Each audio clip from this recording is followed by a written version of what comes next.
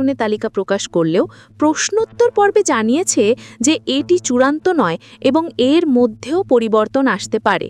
এই প্রেক্ষাপটে জামায়াতে ইসলামীর অবস্থান ছিল ভিন্ন। তিনি জানান তারা প্রায় 1 বছর আগেই আঞ্চলিকভাবে তাদের প্রার্থী তালিকা বিভিন্ন উপায়ে জানিয়ে দিয়েছেন, তবে চূড়ান্ত তালিকাটি সময়মতো কেন্দ্রের পক্ষ থেকে ঘোষণা করা হবে।